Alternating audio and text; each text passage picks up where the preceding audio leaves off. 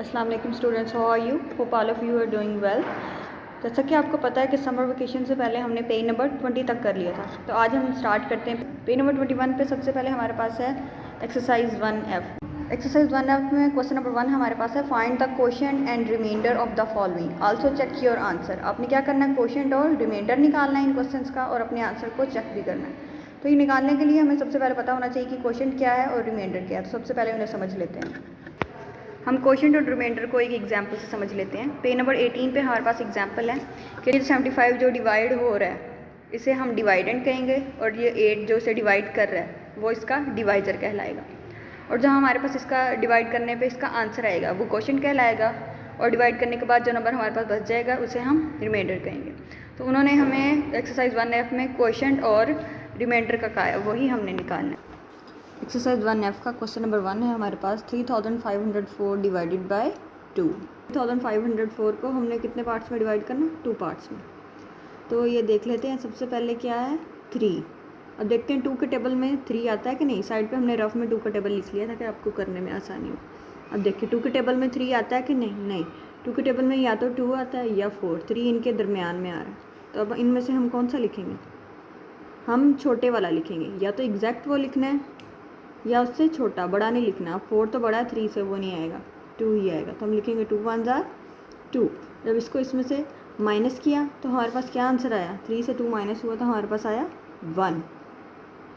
अब हम क्या करेंगे, ये जो साथ वाला 5 है इसे हम नीचे ले आएंगे, तो ये 15 हो गया। अब देखते हैं 2 के टेबल में 15 आता है कि नहीं। यहाँ देख लेते हैं, या तो 14 आता है या 16 आता है, 15 नहीं आता। तो हम कौन सा लिखेंगे? हम छोटे वाला लिखेंगे। वो होता है 2 7 जार 14।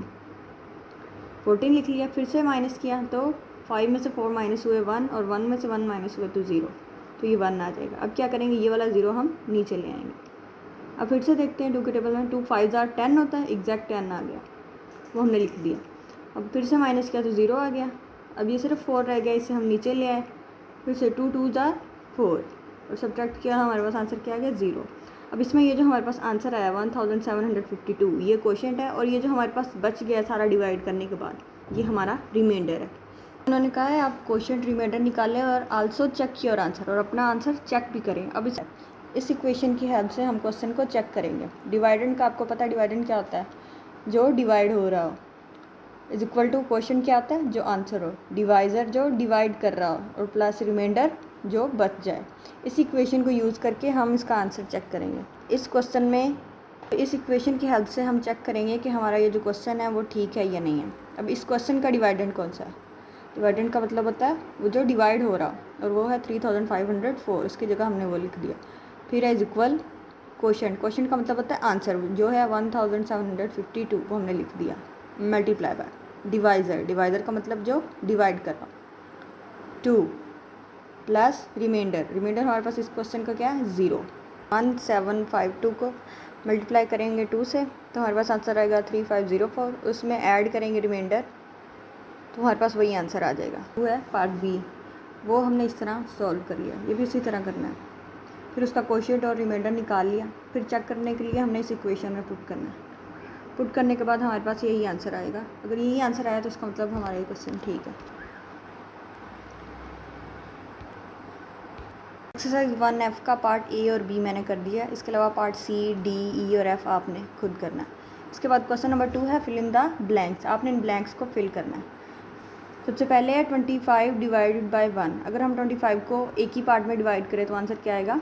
25। इस तरह ये है 45 divided by dash is equal to 45।